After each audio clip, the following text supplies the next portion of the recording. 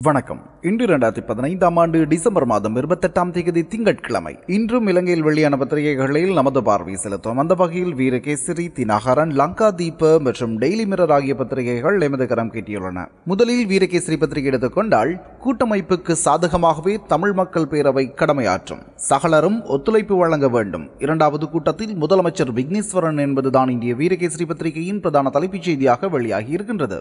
தமிழ் மக்கள் பேரவை பாராளுமன்றத்தில் அங்கம் வகிக்கும் கட்சிகளுக்கு, முக்கியமாக தமிழ் தேசிய கூட்டமைப்புக்கு சாதகமான, சவாலான, சார்பான சபையாகவே ஏற்றுக்கொள்ளப்பட வேண்டும். அவ்வாறுதான் அது கடமையாற்றும் என்று தெரிவித்த வடமாகாண முதலமைச்சரும் பேரவையின் இணைத் தலைவருமான சி.வி. விக்னேஸ்வரன், நிலமட்ட தமிழ் மக்களை கட்சி தலைமைகளுடன் இணைந்து திடமான ஒரு அரசியல் பலத்தை வெளிப்படுத்த இந்த அபியாசம் வழிவகுக்கும் என்பது எமது எதிர்பார்ப்பாக உள்ளதாகவும் குறிப்பிட்டுள்ளார் என்று தொடர்கிறது அந்த செய்தி. அதுபோல அரசியல் தீர்வை முன்வைப்பதற்கு 14 பேர் கொண்ட குழு என்ற ஒரு செய்தியும் வெளியாகியுள்ளது.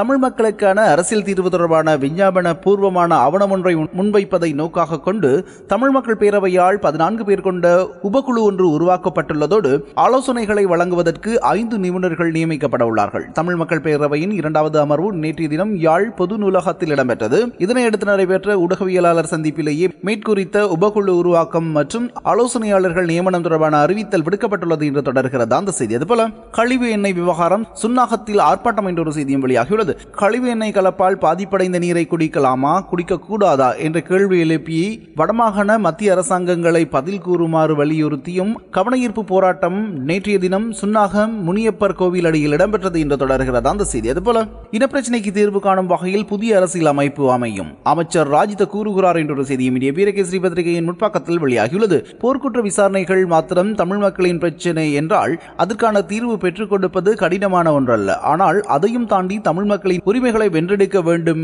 என்றே அரசாங்கம் முயற்சிக்கின்றது என அமைச்சரும் அமைச்சரவையின் பேச்சாளருமான ராஜித சேனாரட்ன தெரிவித்தார் என்று தொடர்கிறது அந்த செய்தி. அதுபோல பேரவையின் செயல்பாடுகளை அவதானிக்கின்றோம், கூடியாராய்ந்த பின்னரே இறுதி தீர்மானம் எடுப்போம், மாவை எம்பி தெரிவிப்பு என்ற ஒரு செய்தி வெளியாகி இருக்கின்றது. தமிழ் மக்கள் பேரவையின் செயல்பாடுகளை உன்னிப்பாக அவதானித்துக் கொண்டிருப்பதாக தெரிவித்துள்ள இலங்கை தமிழரசு கட்சியின் தலைவரும் தமிழ் தேசிய கூட்டமைப்பின் செயலாளருமான மாவை சேனாதிராஜா, விரைவில் கூட்டமைப்பின் தலைவர் உட்பட்ட கட்சி முக்கியஸ்தர்களுடன் கூடியாராய்ந்த பின்னரே அவ்வமைப்பு தொடர்பாக எமது இறுதி நிலைப்பாடு எடுக்கப்படும் எனவும் குறிப்பிட்டுள்ளார் என்று தொடர்கிறது அந்த செய்தி. அதுபோல உள்ளூராட்சி மன்றங்களின் காலத்தை நீடிக்காது உடன் தேர்தலை நடத்த வேண்டும், ஐக்கிய தேசிய கட்சி கோரிக்கை என்ற ஒரு செய்தியும் வெளியாகி இருக்கிறது. உள்ளூராட்சி மன்றங்களின் காலத்தை நீடிக்காமல் அவசரமாக தேர்தலை நடத்த வேண்டும், எல்லை நிர்ணயம் தொடர்பான பிரச்சனையை விரைவில் தீர்க்க வேண்டும், இதற்காக காலம் நீடிக்கப்பட்டமை தவறில்லை, எனினும் கால விரயத்தை குறைத்து தேர்தலை நடத்துவதே சிறந்தது என ஐக்கிய தேசிய கட்சி கோரிக்கை விடுத்துள்ளது என்று தொடர்கிறது அந்த செய்தி. அதுபோல மைத்திரி தலைவராக செயல்படும் வரை ஐக்கிய மக்கள் சுதந்திர முன்னணியின் கீழ் போட்டியிடும், ஒன்றிணைந்த எதிர்க்கட்சி தீர்மானம் என்கிறார் கமன் பிள்ளை என்ற ஒரு செய்தியும் இந்திய வீரகேசரி பத்திரிகையின் முற்பக்கத்தில் வெளியாகியுள்ளது. ஜனாதிபதி மைத்ரிபால சிறிசேன தலைமையில் ஐக்கிய மக்கள் சுதந்திர கூட்டமைப்பு செயல்படும் வரையில் இனி ஒருபொழுதும் ஒன்றிணைந்த எதிர்க்கட்சி அதன் கீழ் தேர்தல்களில் போட்டியிடாது என தூய்மையான ஹெல உரிமையின் தலைவர் உதய கமன் பிள்ளை தெரிவித்துள்ளார் என்று தொடர்கிறது அந்த செய்தி இந்திய வீரகேசரி பத்திரிகையின் முற்பக்கத்தில். அதுபோல இந்திய தினகரன் பத்திரிகை எடுத்துக்கொண்டால், தமிழ் பேரவையின் அவசர கூட்டத்தால் அரசியல் பரபரப்பு, யாழ் மாநாட்டில் அரசியல் தீர்வு குறித்து ஆராய 15 பேர் கொண்ட குழு நியமனம் என்பதுதான் இந்திய தினகரன் பத்திரிகையின் பிரதான செய்தியாக வெளியாகியுள்ளது. அதுபோல பிளவுபடும் நிலையில் தமிழ் கூட்டமைப்பு வெளிப்படுத்தியது பேரவை மாநாடு, சம்பந்தன் விக்கி பேச்சு தோல்வி என்ற செய்தியும் உப செய்தியாக வெளியாகியுள்ளது இந்திய தினகரன் பத்திரிகையின் பக்கத்தில். அதுபோல தமிழரை ஒன்று சேர்க்கும் இயக்கமாகவே தமிழ் பேரவை உதயம், இவ்வாறு சி.வி. விக்னேஸ்வரன் கூறுகிறார் என்ற ஒரு செய்தியும், மஹிந்த அணியின் 15 எம்பிக்கள் அரசுடன் இணைய விருப்பம், இவ்வாறு எஸ்.பி. திசாநாயக்க கூறுகிறார் என்ற ஒரு செய்தியும் வெளியாகியுள்ளது. அதுபோல கல்முனை அபிவிருத்தி திட்டம் எந்த சமூகத்திற்கும் எதிரானதல்ல, தமிழ் மக்கள் எம் மீது நம்பிக்கை வைக்க வேண்டும், இவ்வாறு ரவுஃப் ஹக்கீம் கூறுகிறார் என்ற ஒரு செய்தியும், மோடியின் பயணம் பாகிஸ்தானில் வரவேற்பு, இந்தியாவில் கடும் விசனம் என்ற ஒரு செய்தியும் இந்திய தினகரன் பத்திரிகையின் பக்கத்தில் வெளியாகியுள்ளது. அதுபோல ரவிராஜ் கொலை, தேடப்படும் போலீஸ் அதிகாரி ஆஸ்திரேலியாவில் மறைந்திருப்பதாக ஊர்ஜிதம், வர்த்தக நிறுவனம் ஒன்றில் பணியாற்றுவதாக சிட்னி மார்னிங் ஹெரால்ட் தகவல் என்ற ஒரு செய்தியும் கடமைப்பட்ட செய்தியாக வெளியாகியுள்ளது இந்திய தினகரன் பத்திரிகையின் பக்கத்தில். முன்னாள் பாராளுமன்ற உறுப்பினரும் மனித உரிமை சட்டத்தரணியுமான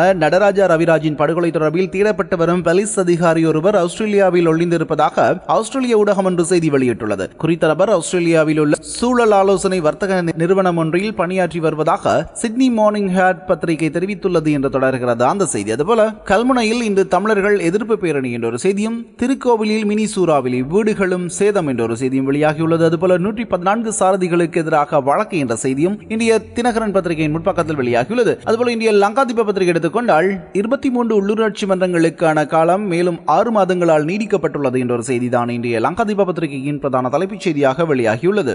தனது ஒரு வருட கால ஆட்சி பூர்த்தியில் வழங்கப்பட்ட வாக்குறுதிகள் பல நிறைவேற்றப்பட்டுள்ளன. இவ்வாறு மைத்ரிபால சிறிசேன கூறுகிறார் என்ற ஒரு செய்தியும் வெளியாகியுள்ளது. அதுபோல மைத்ரி சந்திரிகா மஹிந்தவை இணைப்பதற்கு எஸ்பி திசாநாயக்க திட்டமிடுகிறார் என்ற ஒரு செய்தியும் இந்திய லங்காதீப பத்திரிகையின் முன்பக்கத்தில் வெளியாகியுள்ளது. அதுபோல இந்திய டெய்லி மிரர் பத்திரிகை எடுத்துக்கொண்டால் விக்னேஸ்வரனுக்கும் சுமந்திரனுக்கும் இடையில் மீண்டும் கருத்து மோதல் என்ற ஒரு செய்தி இந்திய டெய்லி மிரர் பத்திரிகையின் பிரதான தலைப்புச் செய்தியாக வெளியாகியுள்ளது. அதுபோல மொரவக்க வீட்டில் இடம்பெற்ற விபத்தில் 4 பேர் பலி, 3 பேர் படுகாயம் என்ற ஒரு செய்தியும் புகைப்படத்துடன் வெளியாகியுள்ளது இந்திய டெய்லி மிரர் பத்திரிகையின் முற்பக்கத்தில். அதுபோல மதுபோதையில் வாகனம் செலுத்திய 420 வாகன சாரதிகள் கைது செய்யப்பட்டுள்ளார்கள் என்ற ஒரு செய்தியும் இந்திய டெய்லி மிரர் பத்திரிகையின் முற்பக்கத்தில் வெளியாகியுள்ளது. இவைதான் இன்றைய தினம் இலங்கையில் வெளியான பத்திரிகைகளில் காணப்படும் மிக முக்கியமான செய்திகள். இனி நாளைய தினமும் சந்திப்போம். நன்றி, வணக்கம்.